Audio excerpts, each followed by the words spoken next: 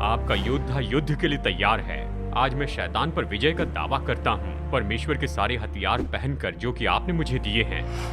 सत्य, धार्मिकता, शांति, विश्वास, उद्धार और आत्मा की तलवार। विश्वास से आपके योद्धा ने परमेश्वर के सारे हथियार पहन लिए हैं। मैं तैयार हूं कि इस दिन मैं आत्मिक विजय में चलूं।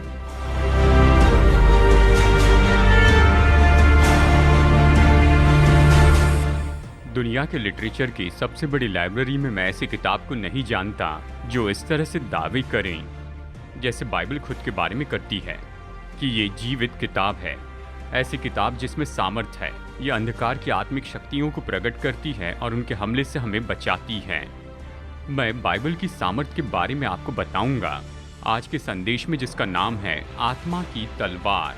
प्रेरित पौलुस परमेश्वर के वचन के बारे में इसी तरह से कहता है। बाइबल मसीह लोगों के आत्मिक हथियार का वो आखिरी हिस्सा है जिसे हम अपनी सीरीज में अभी सीख रहे हैं। आत्मिक युद्ध, जुड़ने की शर्तें। अगर आप निश्चित नहीं कि आत्मिक युद्ध में आत्मा की तलवार यानी परमेश्वर के वचन का कैसे उपयोग करें, तो आप हमारे साथ बने रहिए जैसे इस विषय पर हम बड़े विवरण से अध्ययन कर रहे हैं आज के हमारे प्रोग्राम दिशा परिवर्तन में।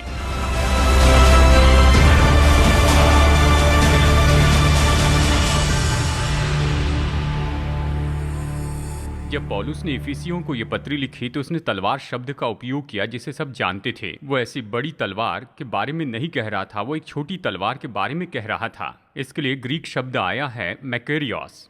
ये एक छोटी 6 से 18 इंच की तलवार होती थी जो सिपाही कमर में लटका कर चलता था। इसका आमने सामने युद्ध में उपयोग होता था। जब सिपाही यीशु को बंदी बनाने के लिए वाटिका में आए तो इसी तलवार का उपयोग किया गया था। ऐसी तलवार का पतरस ने उपयोग किया जब उसने महायाजक के उस दास का कान काट दिया था। तो आत्मा की तलवार ऐसी तलवार नहीं जो कि बड़ी है और आप उसे इस तरह से घुमाते रहते हैं। ये तो बहुत ही सटीक या कहीं ऐसा हथियार है, यह आमने सामने युद्ध में उपयोग होता था केवल उसी जगह पर जहां पर आप घाव करना चाहते हैं। तो बाइबल कहती है कि हमें ऐसा हथियार दिया गया है जो कि तलवार के जैसे है, छोटी तलवार। और बाइबल इसे कहती है कि ये आत्मा की तलवार है जो कि परमेश्वर का वचन है। अब मैं आपको बताऊं कि इसे समझना हमारे लिए सच में कितना मुश्किल हो जाता है। चलिए आत्मा की तलवार के विवरण के बारे में चर्चा करते हैं। देखिए, 2 शब्द है उस भाषा में जिस भाषा में नया नियम लिखा गया यानी ग्रीक भाषा में। ऐसे ये 2 शब्द हैं जो हमारे हिंदी शब्द में अनुवाद किए गए हैं। कहिए वर्ड, WORD। और ग्रीक भाषा से ये 2 शब्द है, उनमें सबसे पहले है लोगोस। बहुत से लोगों ने शब्द को सुना होगा। अगर आप आत्मिक वातावरण में रहते हैं तो कोई इस शब्द का उपयोग करता है संडे स्कूल क्लास का या फिर सॉफ्टवेयर प्रोग्राम का नाम देने के लिए। ये शब्द है लोगोस। ये वही शब्द है जो यूहन्ना 1:1 में उपयोग किया गया, जहाँ हमें बताया गया कि आदि में वचन था यानी लोगोस था। वचन परमेश्वर के साथ था और वचन ही परमेश्वर था। हमें पता है ये यीशु मसीह के बारे में बताता है क्योंकि ये परमेश्वर का मनुष्य के लिए आखिरी वचन है। बाइबल कहती है कि यीशु मसीह हमारे लिए परमेश्वर का वचन है ताकि हम संदेश को न चूकें। और लोगोस शब्द का उपयोग इस किताब को यानी बाइबल को बताने के लिए उपयोग किया गया। इब्रानी में हमें बताया गया जो हमें परमेश्वर का वचन सिखाते हैं उनका हमें आदर करना चाहिए। वहाँ ये वचन के बारे में कह रहा है। तो ये शब्द लोगोस आज इसका हमारे लिए प्राथमिक रूप में अर्थ है ये किताब यानी बाइबल शुरू से लेकर अंत तक हमारे लिए परमेश्वर के संदेश की परिपूर्णता जो बाइबल में है यही लोगोस है। लेकिन ये दिलचस्प है, जब आप इफिसियों अध्याय 6 पढ़ते हैं तो इस शब्द का उपयोग नहीं किया गया है। पौलुस इफिसियों को लिखकर ये नहीं कहता है कि तुम अपने लिए आत्मा की तलवार ले लो जो कि परमेश्वर का लोगोस है। वो इसका उपयोग नहीं करता। वो दूसरे शब्द का उपयोग करता है जो कि इसी शब्द का एक और अनुवाद है, ये वचन। और वो ग्रीक शब्द का उच्चारण हम इस तरह से करते हैं, रेमा, RHEMA, रेमा। मेरे साथ में दोहराइए, रेमा। आपने चर्च में ग्रीक शब्द कहा है इसलिए सब कुछ अभी से बेहतर होगा। रेमा। रेमा शब्द का अर्थ बाइबल की परिपूर्णता नहीं होता है। रेमा शब्द का बहुत ही सटीकता से अनुवाद किया गया और उसका अर्थ होता है परमेश्वर ने जो कहा है, यानी परमेश्वर का रेमा मतलब परमेश्वर ने जो कहा है। ये तो पूरी किताब नहीं है, लेकिन व्यक्तिगत रूप में परमेश्वर ने जो कहा है वो है। पौलुस इफिसियों से कहता है कि तुम परमेश्वर के सारे हथियार पहन लो और विशेष करके आत्मा की तलवार ले लो, जो कि परमेश्वर का रेमा है। असल में देखा जाए तो ये किताब हथियारों से भरी है, तलवारों से भरी है। पूरी बाइबल मानो तलवारों से भरी है, जहाँ पर परमेश्वर ने कहा है। और इसीलिए हमें प्रभावी होने के लिए इन दोनों शब्दों के अर्थ को समझना ज़रूरी है। जब पौलुस ने इफिसियों को लिखा कि उन्हें आत्मा की तलवार लेनी चाहिए जो कि परमेश्वर का रेमा है, तो वो ये नहीं कह रहा था कि तुम बाइबल उठा लो, नहीं, लेकिन वो कह रहा था कि परमेश्वर ने बाइबल में जो कहा है उसे ले लो। बाइबल तो स्वर्गीय हथियारों का पूरा भंडार है। इसमें उपचार के अटल ऐसे स्रोत दिए हैं। ये तो असीम धन का मार्ग है। ये हर मार्ग के लिए गाइड बुक है और समुंदर के लिए चार्ट है। ये तो संगीत की वो औषधि है और हर एक जख्म के लिए तेल है। ये तो हथियार हैं जिसमें आप आत्मा की तलवार भी पाते हैं। तो बाइबल तो दुगनी आशीष हो जाती है, क्योंकि इसमें वो सब है जो परमेश्वर ने कहा है, जिसे आप जानना चाहते हैं। और इस किताब में परमेश्वर ने जो सटीकता से कहा है, जो उसने हमें दिया है उन सटीक परिस्थितियों के लिए जिसका हम सामना करते हैं। और आत्मा की तलवार का उपयोग करना, छोटी तलवार का, उसके लिए हमें वचन जानना होगा ताकि हम सावधानी से इसका उपयोग कर सके। तो यही आत्मा की तलवार का विवरण है। अब आत्मा की तलवार पर जोर देखिए, क्योंकि परमेश्वर का वचन तो जीवित, प्रबल और हर एक दोधारी तलवार से भी अधिक चोखा है। प्राण आत्मा को और गांठ-गांठ और गुदे-गुदे को अलग करके आर-पार छेदता है और ये मन की भावनाओं और विचारों को जांचता है। ये एक और वचन का भाग है जो वचन के बारे में बताता है। ये वचन हमें यहाँ पर बताता है कि ये बाइबल मतलब बाइबल में जो कुछ लिखा है वो जीवित है, इसमें शक्ति है, ये सामर्थी है। जो किसी के समझ में नहीं आता है, ऐसे काम भी ये करने के योग्य हैं। और शत्रु शैतान के लिए संभव ही नहीं है कि वो परमेश्वर के वचन के इस खतरनाक हथियार के सामने खड़े रहें। और देखिए, भौतिक तलवार जिसका हम शारीरिक युद्ध में उपयोग करते हैं वो शरीर को भेदती है, लेकिन आत्मिक तलवार तो दिल को छेदती है। शारीरिक तलवार का उपयोग करने से उसकी धार चली जाती है, लेकिन आत्मिक तलवार जब आप उपयोग करते हैं तो और धारदार होती है। शारीरिक तलवार के लिए सिपाही के हाथ की ज़रूरत है, लेकिन परमेश्वर के वचन को किसी की ज़रूरत नहीं। ये ऐसी तलवार है। यानी यही तो फ़र्क है। परमेश्वर ने हमें ये सटीक हथियार दिया है कि शत्रु से आमने सामने लड़ते समय इसका उपयोग करें। और बाइबल कहती है कि वो तलवारें जो है वो तो हमें इस किताब में मिलती हैं, व्यक्तिगत रूप में हम इन्हें खोजते हैं। अब मैं आपको उदाहरण देना चाहता हूँ कि ये तलवार कैसे काम करती है। अगर आप किसी से कहें कि तलवार कैसे काम करती ये दिखाए, तो निश्चय ही आपको कम से कम सोचना होगा कि जिसने तलवार बनाई वो आपको बता सकता है कैसे काम करती है। मैं आपको बताना चाहता हूँ कि आत्मा की तलवार को बनाने वाले तो स्वयं प्रभु यीशु मसीह हैं। और देखिए, मत्ती अध्याय 4 में हमारे पास यहाँ पर उदाहरण है कि उसने कैसे आत्मा की तलवार का उपयोग किया उस शत्रु के विरुद्ध में जो उसकी परीक्षा के लिए आया था। मत्ती अध्याय 4, ये तो बहुत ही दिलचस्प अध्याय है। इस अध्याय के पहले 11 जो वचन है वो तो हमें बताते हैं कि जंगल में शैतान ने यीशु की कैसे परीक्षा की। मत्ती अध्याय 3 तो यीशु के बपतिस्मे के बारे में हमें बताती है। अब गौर से सुनिए और इन विचारों को थामे रहिए। मत्ती अध्याय 3, स्वर्ग के परमेश्वर ने यीशु मसीह को अपना पुत्र कहा है। आपको याद है, उसने कहा, ये मेरा प्रिय पुत्र है जिससे मैं अत्यंत प्रसन्न हूँ। मत्ती अध्याय 4 में शैतान चाहता था कि यीशु मसीह इसी के बारे में संदेह में रहें। परमेश्वर के पुत्र होने के बारे में यीशु को चुनौती देता है। वो अपनी हर कोशिश करता और साबित करना वो चाहता है कि यीशु मसीह परमेश्वर के पुत्र नहीं है जिससे पिता अत्यंत प्रसन्न है। अब देखिए, जंगल में शैतान यीशु मसीह की परीक्षा कर रहा था। खैर बता दूं, अगर आप ध्यान से वचन पढ़ेंगे तो आप पाएंगे कि आत्मा यीशु को जंगल में लेकर गया कि उसकी परीक्षा हो। ये परमेश्वर की इच्छा थी कि उसकी परीक्षा हो। क्या आपने कभी सोचा क्यों? अब मैं इसे समझ गया हूँ। परमेश्वर चाहते हैं कि हम देखें कि ये कैसे काम करता है। वो चाहते हैं कि हम यीशु को परीक्षा में देखें। वो हमें ये दिखाना चाहते थे कि कैसे आत्मा की तलवार को शत्रु के विरुद्ध में सही तरह से उपयोग करना है। तो यहाँ पर यीशु मसीह है और परमेश्वर का आत्मा यीशु को जंगल में लेकर जाता है जहाँ शैतान उसकी परीक्षा करने वाला था। अब मैं आपको बताना चाहता हूँ कि ये जानना महत्वपूर्ण है कि शैतान के पास ज़्यादा कार्यनीति नहीं है, लेकिन ये बहुत सामर्थ्य है। वो 3 तरह की कार्यनीति का उपयोग करता है। हर समय जिसकी भी परीक्षा की इसका उपयोग किया, आप पर इसका उपयोग किया, मुझ पर इसका उपयोग किया, और वो है शरीर की अभिलाषा, आँखों की अभिलाषा और जीविका का घमंड। अदन की वाटिका में उसने परीक्षा करने का काम शुरू किया जब उसने हवा की परीक्षा की। याद है, वो हवा के पास आकर हवा से कहता है कि वृक्ष का वो फल खाने के लिए अच्छा है, शरीर की अभिलाषा, और देखने में मनभाऊ है, आँखों की अभिलाषा, और बुद्धि देने के लिए चाहने योग्य है। इसका अर्थ है जीविका का घमंड। वही परीक्षा जो शैतान ने हवा पर उपयोग की थी, वही वो यीशु पर उपयोग करता है। देखिए, हवा हार गई, पर मैं आपको पहले बता दूं, यीशु नहीं हारे। लेकिन परीक्षाएं तो वही हैं। गौर से सुनिए।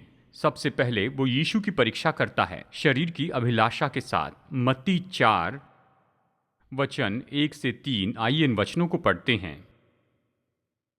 तब आत्मा यीशु को जंगल में ले गया ताकि इब्लिस से उसकी परीक्षा हो सके। यहाँ पर ध्यान दीजिए, आत्मा यीशु को जंगल में लेकर गया खास करके कि उसकी परीक्षा हो सके। और 40 दिन और 40 रात निराहार रहा, तब उसे भूख लगी। तब परखने वाले ने आकर उससे कहा, यदि तू परमेश्वर का पुत्र है। उसे ये कहाँ से मिला है? क्योंकि पिता परमेश्वर ने भी कहा था कि ये मेरा प्रिय पुत्र है जिससे मैं अत्यंत प्रसन्न हूँ। और शैतान तो ये बातचीत सुन रहा था और उसने कहा कि यदि तू सच में परमेश्वर का पुत्र है तो कह दे कि ये पत्थर रोटियां बन जाएं। यानी पहली परीक्षा में शैतान यीशु से ये कहता है, इन पत्थरों को रोटी बनाकर तो अपनी भूख पूरी तरह खत्म कर दे। यीशु ने 40 दिन और 40 रात उपवास किया था। अगर आपने कभी उपवास किया हो तो जानेंगे कि आप बहुत भूखे हो जाएंगे। और शैतान यीशु से कह रहा था कि बस थोड़ा चमत्कार कर दे। यीशु, अगर तू सच में परमेश्वर का पुत्र है तो तू क्यों भूखा है? शैतान यीशु की परीक्षा कर रहा था कि ईश्वरीय सामर्थ का उपयोग करे मानवीय जरूरत के लिए। वो चाहता था कि यीशु पिता से हटकर स्वतंत्र रूप में काम करें। वो कोशिश कर रहा था कि यीशु मसीह की मानवीय भूख के लिए वो ईश्वरीय सामर्थ का उपयोग करे कि अपनी ज़रूरत वो पूरी करे ताकि वो खुद के लिए चमत्कार करे। यीशु ने कभी भी खुद के लिए कोई चमत्कार नहीं किया था। हमें बताया जाता है कि जब वो क्रूस पर थे तब वो हजारों हजार स्वर्गदूतों को बुला सकते थे, लेकिन नहीं बुलाया। उसने कभी खुद के लिए कोई चमत्कार नहीं किया। वो तो दूसरों की सेवा करने आए थे। अगर वो शैतान की परीक्षा में इस तरह से कर देते तो वो परमेश्वर के पुत्र होना छोड़ देते, क्योंकि उन्होंने स्वतंत्र रूप में काम किया और पिता के निर्देश में काम नहीं किया। वो कुछ ऐसा कर देते जिसमें पिता की अनुमति नहीं थी। बाइबल कहती है कि वो केवल पिता की इच्छा पूरी करने आए थे। वो पिता के निर्देश में जीने के लिए आए थे। अगर वो इस अवसर का उपयोग करते कि वो उन पत्थरों को जो कि वहाँ पर जमीन पर पड़े हुए थे, जो कि शायद रोटी के ही आकार के दिख रहे होंगे, और उस पर कुछ वाक्य कहते और उन्हें रोटी में बदल देते, तो फिर वो मसीहा नहीं रह सकते थे। वो खुद को उसके लिए अयोग्य घोषित करते, तो बिल्कुल सब कुछ खत्म हो जाता। लेकिन यीशु ने ऐसा नहीं किया। वो आत्मा की तलवार यानी परमेश्वर के वचन को जानते थे। तो वचन 4 में आप पढ़ते हैं कि क्या हुआ। यीशु ने उत्तर दिया कि लिखा है, मनुष्य केवल रोटी ही से नहीं परंतु हर एक वचन से जो परमेश्वर के मुख से निकलता है जीवित रहेगा। जब शैतान ने यीशु की परीक्षा की, उसने उसके साथ बहस नहीं की, उसके साथ वाद विवाद नहीं किया। उसने ये नहीं कहा मुझे नहीं लगता कि ऐसे करना चाहिए, नहीं, लेकिन वो अपने हथियारों की ओर हाथ बढ़ाते हैं और वो सही तलवार निकालते हैं और उसका उपयोग करते हैं और शैतान से कहते हैं ये लिखा है शैतान, तो इसे ले। यीशु ने कहा कि परमेश्वर मनुष्यों को जीवित रखते हैं, केवल रोटी नहीं या भोजन। रोटी कैसे पहले स्थान पर आ गई? परमेश्वर स्वयं उसके लिए जिम्मेदार होते हैं। परमेश्वर मुझे पोषण दे सकते हैं और इसके लिए उसे रोटी की ज़रूरत नहीं है। यीशु ने शैतान से कहा कि मैं पिता से हटकर स्वतंत्र रूप में काम नहीं करूंगा। नहीं। तो पहला राउंड खत्म हुआ और यीशु जीत गए। कितने लोग सोचते हैं कि पहले राउंड के बाद में ही छोड़ दें। वो कभी ऐसा नहीं करते हैं, लेकिन पहले राउंड में जो सीखा उसे लेते हैं और दूसरे राउंड में उसका उपयोग करते हैं। और प्रभु यीशु ने बिल्कुल वैसा ही किया। और फिर दूसरी परीक्षा आई। पहली शरीर की अभिलाषा थी, दूसरी आंखों की अभिलाषा थी। वचन 5, तब इब्लिस उसे पवित्र नगर में ले गया और भवन के कंगूरे पर खड़ा किया और उससे कहा, यदि तू परमेश्वर का पुत्र है। उसे ये कहाँ से मिला? पिता परमेश्वर ने अभी कहा था, ये मेरा प्रिय पुत्र है जिससे मैं अत्यंत प्रसन्न हूँ। तो उसने ये कहा कि यदि सच में तू परमेश्वर का पुत्र है जैसे तेरे पिता ने कहा है, तो अपने आप को नीचे गिरा दे, क्योंकि लिखा है, वो तेरे विषय में अपने स्वर्गदूतों को आज्ञा देगा कि वो तुझे हाथों हाथ उठा ले, कहीं ऐसा ना हो कि तेरे पाँव में पत्थर से ठेस लगे। यीशु की दूसरी परीक्षा किद्रोन की उस तराई के 450 फीट ऊंचे पर हुई, भवन के कंगूरे पर हुई थी। यीशु मसीह वहां पर भवन के कंगूरे पर थे और शैतान ने उससे कहा, यदि तू सच में परमेश्वर का पुत्र है तो इसे साबित कर, तू इस भवन के कंगूरे से कूद जा और देखो क्या होता है। परमेश्वर ने तुमसे कहा है। जोसिफस ने कहा, अगर आप उस कंगूरे पर चढ़ जाए और चाहे आप जो भी हो नीचे देखें तो आपको चक्कर आएंगे। ये तो बहुत ही ऊंचा था। पवित्र नगर के भवन के बारे में बताया जाना महत्वपूर्ण है, क्योंकि यहूदी परंपरा में वो ये मानते हैं कि जब प्रभु यीशु वापस आएंगे कि यहूदी लोगों के सारे बंधन को तोड़ दे, तो वो भवन के कंगूरे पर से आएंगे और वहां से वो नीचे उतरेंगे, और इस तरह से सब लोग यहूदी अपनी परंपरा में मानते हैं। तो ये बात सच है कि अगर यीशु वहां पर से नीचे कूदते और उस भवन के बीचों बीच सुरक्षित पहुंच जाते, तो वहां पर सब लोग कहते, यही हमारा मसीहा है, तो वो तुरंत ही उसे अपने मसीहा के रूप में स्वीकार कर लेते। अब देखिए शैतान क्या करता है। मैंने आपको बताया था पहली परीक्षा में जिसका उपयोग किया, दूसरी में भी वही किया। शैतान ने इसी तरह से किया। उसने कहा, यीशु, अगर तू खुद के लिए चमत्कार नहीं करता है, क्योंकि तू पिता से स्वतंत्र होकर जीना नहीं चाहता है, तो क्यों न परमेश्वर को अपने लिए चमत्कार करने दे। क्यों न तू यहां से कूद जा और परमेश्वर ही तुझे बचाने को चमत्कार करे। शैतान ने दूसरी परीक्षा में उसका उपयोग किया, जो कि पहली परीक्षा में वो सफल नहीं हुआ था। यदि मसीह यीशु अपने पिता से अलग होकर खुद के लिए चमत्कार नहीं करते, तो फिर पिता ही उसके लिए चमत्कार कर दे। व्यवहारिक सुनाई देता है, लेकिन पूरी तरह से ये व्यवहारिक नहीं है। पहली परीक्षा में शैतान ने कोशिश की कि यीशु अपने पिता से अलग होकर स्वतंत्र रूप में काम करें, और दूसरी परीक्षा में उसे परमेश्वर पर जितना भरोसा करना था उससे ज़्यादा करवाना चाहा। वो चाहता था कि वो इस बात का अनुमान लगाए और भवन के कंगूरे से कूदे ताकि उसका पिता उसे थाम ले। शैतान चाहता था कि यीशु मसीह अद्भुत काम दिखाने वाले हो जाए और सबको शो दिखाए, लेकिन प्रभु यीशु के पास सही तलवार थी। एक बार फिर से वो अपने हथियारों में हाथ डालते हैं जो वो अपने साथ लिए चलते थे। उसने दूसरी तलवार निकाली और कहा, यह लिखा है कि तू अपने परमेश्वर की परीक्षा न करना। ये लिखा है। पहली परीक्षा शरीर की अभिलाषा की थी, दूसरी परीक्षा आंखों की अभिलाषा की थी, और तीसरी परीक्षा जीविका का घमंड। मत्ती 4:8। यहाँ फिर से शैतान यीशु को बहुत ऊंचे पहाड़ पर लेकर जाता है और सारे जगत के राज्य और उसका वैभव दिखाकर उससे वो कहता है, उसने उससे कहा, यीशु, यदि तू गिरकर मुझे प्रणाम करे तो मैं ये सब कुछ तुझे दे दूंगा। आप कहेंगे, क्या शैतान के पास में इतना अधिकार था कि वो ऐसा कर सके? वो संसार का हाकिम है। वो इस समय खुला था, और वो तो संसार पर की सामर्थ का हाकिम था। शैतान खुला था इस पृथ्वी पर, नहीं तो फिर इतनी मुश्किलें नहीं होती। और वो अभी भी इस संसार का हाकिम है, और वो यीशु को यहाँ पर अवसर दे रहा था कि वो इस राज्य को ले ले, और अभी इसे ले ले। अब यहाँ पर वो तो यीशु की तीसरी परीक्षा कर रहा था जीविका के घमंड के बारे में। वो यीशु से ये कह रहा था कि यीशु, गलत तरीके का उपयोग करते हुए, यीशु, तुम्हें ये राज्य तो मिल जाएगा, मैं ये जानता हूँ, लेकिन सब कुछ करने के बजाय इसे शॉर्टकट से ले लो। ऐसा कर लो कि तुम अभी आ जाओ और अपने राज्य को अभी स्थापित कर लो। क्यों न तुम इस भौतिक और शारीरिक और कुछ समय के राज्य को ले लो, उस राज्य के बजाय जिसके लिए तुम आए हो। क्यों न तुम क्रूस के बारे में भूल जाओ। क्यों न तुम पुनरुत्थान के बारे में भूल जाओ। क्यों न तुम उद्धार और छुटकारे के बारे में भूल जाओ, और शक्ति से ही अपने राज्य को अभी ले लो। शैतान शुरू से ही कोशिश कर रहा था कि यीशु मसीह को क्रूस पर जाने से वो दूर रखें, क्योंकि यीशु क्रूस पर जाएंगे तो शैतान हारेगा, और जो आज्ञा दी गई थी वो तो निश्चय पूरी होने वाली थी कि शैतान खत्म होगा। यीशु ने क्रूस पर इसे किया, और शैतान ने इसे रोकने की हर एक कोशिश की। यीशु के जन्म में रुकावट डालनी चाहिए, उसे क्रूस पर जाने से रोकना चाहा। और शत्रु ने यहाँ पर एक और कोशिश की कि जैसे तैसे यीशु को क्रूस पर जाने से रोके तो शैतान जीतेगा। एक बार फिर से यीशु मसीह अपनी तलवार निकालकर शैतान से ये कहते हैं ये लिखा है। तू अपने परमेश्वर को प्रणाम कर और केवल उसी की उपासना कर, ये लिखा है। मैच खत्म हुआ, यीशु 3-0 से जीते। देखिए क्या कहता है। तब शैतान उसके पास से चला गया। Oh hallelujah! शैतान चला गया। ये बड़ी खुशी के शब्द हैं जो आप सुनते हैं कि शैतान चला गया। बाइबल कहती शैतान चला गया और स्वर्गदूतों ने आकर उसकी सेवा की। आपको याद है नए नियम में अपनी किताब में याकूब कहता है शैतान का सामना करो और वो तुम्हारे सामने से भागेगा। यीशु ने वचनों से शैतान का सामना किया और बाइबल कहती है कि शैतान वहां से भाग गया।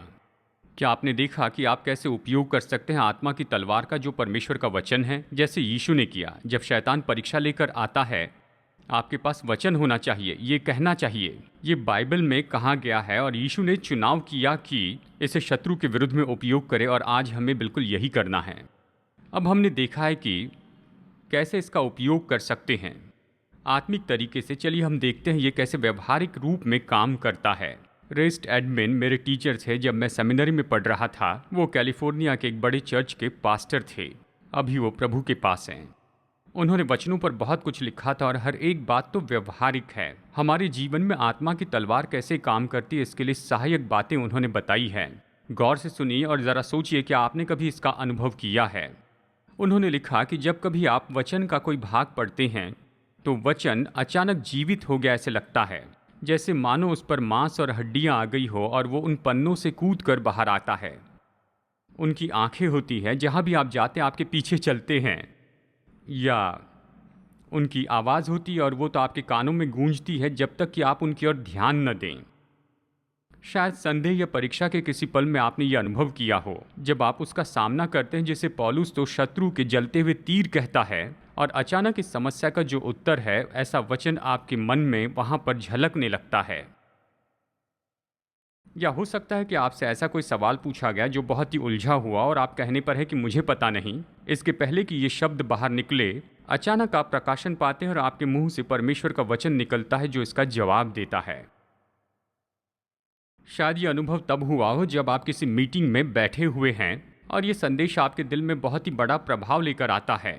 आप बहुत ही प्रभावित होते हैं और आप वहां पर एक गहरा और हमेशा का ऐसा निर्णय लेते हैं। ये सब तो परमेश्वर का रेमा है। ये परमेश्वर ने कहा है जो दिल में तीर के जैसे उतर जाते हैं, और यही तो आत्मा की तलवार है जो कि परमेश्वर का वचन है। हम सब ने ये अनुभव पाया है। हमने इसका अनुभव पाया है और ये तो परमेश्वर के वचन की सामर्थ है। तो हमने यहाँ पर तलवार का विवरण देखा है, उसके जोर पर ध्यान दिया, उसका उदाहरण देखा। अब मैं कुछ पलों में उसके प्रभाव के बारे में बताना चाहता हूँ। आत्मा की तलवार का प्रभाव क्या होता है? 3 चीजें हैं। सबसे पहले ये प्रचार के आयाम को बताती है। बाइबल कहती है कि मूर्खता के प्रचार से भी लोग उद्धार पाते हैं। मतलब ज़रा रुककर आप इसके बारे में सोचें तो ये अजीब सुनाई देता है। आप किसी जगह पर आते हैं या बिली ग्राहम का प्रचार सुनने के लिए स्टेडियम जाते हैं। वहाँ ये आदमी खड़े होते हैं, शायद आप उन्हें देख भी नहीं पाते, और वो परमेश्वर के वचन में से बोलते हैं और स्टेडियम में वहाँ पर कुछ कहते हैं। आप उसे प्रत्युत्तर देते हैं और ऐसे करने पर आपकी ज़िंदगी बदल जाती है। मैं आपको बता दूं, अगर मैं परमेश्वर के साथ संगति में हूं या फिर अगर मैं विश्वासी भी नहीं हूं और अगर मैं बाइबल प्रचार करने वाले चर्च में जाता हूं तो जितना हो सके मैं पीछे बैठूंगा और मैं चाहता कि मेरे सामने वहां पर एक बात लिख दूं कि मुझसे दूर रहिए। क्योंकि जब मैं यहाँ पर खड़े रहता हूँ तो मानो मैं तलवार उठाकर चला रहा हूँ। इस तरह से मैं मानो तलवार निकाल रहा हूँ, परमेश्वर के वचन में से बोलते जा रहा हूँ और उन्हें यहाँ वहाँ भेजता हूँ। कई बार ये आपको लग जाती है, और ख़ास करके जब आप नोट्स लेते हैं, उसे समझने के लिए आप परमेश्वर से मदद मांगते हैं, तो तलवार आपके जीवन में उस जगह पर आएगी जहाँ आपको ज़रूरत है या उस जगह जहाँ पर आप नहीं चाहते हैं, और वो तलवार आपके जीवन में अपना काम करेगी। नंबर 2, ये सच्चाई हमें सिखाती है कि बाइबल को पूरी तरह से क्रमबद्ध रीति से पढ़ने का अनुशासन क्या है। पहले ये प्रचार के आयाम को बताती है और ये बाइबल पढ़ने के अनुशासन को प्रोत्साहित करती है। मैं जल्दी से इसको समझा सकता हूँ। यीशु ने शैतान के विरुद्ध 3 तलवारों का उपयोग किया वहाँ उस जंगल में। जानते वचन कहाँ से थे? शायद आप सोचेंगे हो सकता है कि भजन संहिता से होंगे, या वचन के मुख्य भाग से होंगे। नहीं नहीं, उसकी ये तीनों तलवारें तो व्यवस्था विवरण की किताब से आई थी। शायद आप मजाक कर रहे हैं। यानी व्यवस्था विवरण से? यीशु ने व्यवस्था विवरण की किताब से शैतान के विरुद्ध तलवारों का उपयोग किया? जी हाँ, व्यवस्था विवरण में तलवारें हैं। मैं सोचता था लय व्यवस्था में भी कुछ हैं।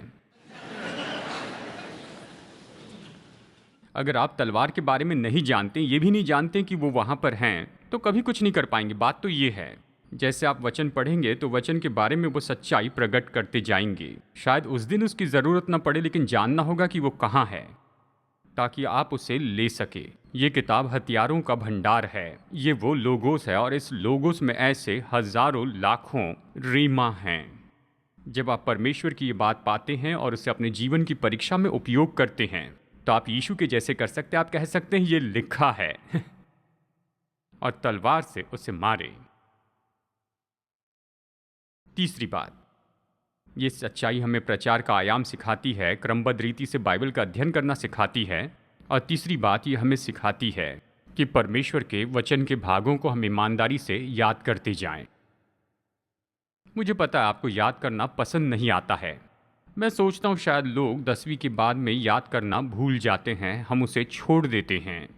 कुछ लोग कहते हैं कि ये पढ़ाने का सही तरीका नहीं है। खैर, इस बात से तो मैं सहमत नहीं हूँ। जब यीशु जंगल में थे और शैतान उनकी परीक्षा करने आया तो यीशु ने ये नहीं कहा जरा रुको, तुम यहीं पर रुको, तब तक मैं जाकर अपना कंकोर्डेंस लाता हूँ, रुको। हम लोग ऐसा नहीं करते हैं ना। मैं नहीं सोचता कि परीक्षा उस समय आएगी जब मैं अपने ऑफिस में बैठा हूँ, आराम से बाइबल खोलकर उसे पढ़ रहा हूँ। देखिए, इस तरह से कभी नहीं होता है। आपकी परीक्षाएं सामान्य रूप में आती हैं जिस समय आप तैयार नहीं रहते हैं या उस समय जब परमेश्वर का वचन आपके मन में नहीं रहता है। विश्वासी बनना है तो सिपाही बनिए, और सिपाही बनना है तो केवल अपने बचाव से बढ़कर आपके पास हथियार होने चाहिए। परमेश्वर ने आपको जो हथियार दिए उसका उपयोग करना सीखना है। काश और भी बहुत से हथियार होते, लेकिन बस ये एक है, ये एक किताब, और इसलिए हम इस पर जोर देते हैं और इसलिए हर हफ्ते इस मंच से इसमें से संदेश देते हैं। क्योंकि अगर आप ये किताब लें और इसका सही तरीके से उपयोग करते जाएं और प्रभु के कहे वाक्यों का उपयोग करें तो आप कभी हारेंगे नहीं, आप हमेशा विजयी होते जाएंगे। तो आप प्रभु यीशु मसीह के अधिकार पर ये कह सकेंगे कि ये तो लिखा है, ये लिखा है। आशा है कि आज के दिशा परिवर्तन के संदेश के द्वारा आप प्रोत्साहित हुए होंगे। शायद आप हमें देख रहे हैं और आप बाइबल और परमेश्वर के बारे में और ज्यादा जानना चाहते हैं या जानना चाहते हैं कि उसके साथ में कैसे व्यक्तिगत संबंध रख सकते हैं। ये संबंध आज ही शुरू हो सकता है अगर आप पापों से पश्चाताप करना चाहते हैं और यीशु के पास आए, उसे अपना उद्धारकर्ता प्रभु बनाकर। जब आप ऐसा करेंगे तो परमेश्वर प्रतिज्ञा करते हैं कि वो आपको नई सृष्टि बनाएंगे, कि आपको अपनी संतान के रूप में गोद लेंगे और आपके पूरे जीवन भर आपकी अगुवाई करेंगे। जैसे आप विश्वास का ये कदम उठाते हैं, मैं प्रोत्साहित करता हूँ कि आप लोकल चर्च के संपर्क में आइए या भरोसेमंद सेवकाई के पास आइए और आप दूसरों को बताएं ताकि आपके विश्वास में आप बढ़ते चले जाएं। तो फिर तब तक प्रभु आशीष दे और फिर अगली बार मुलाकात होगी यहीं पर दिशा परिवर्तन में।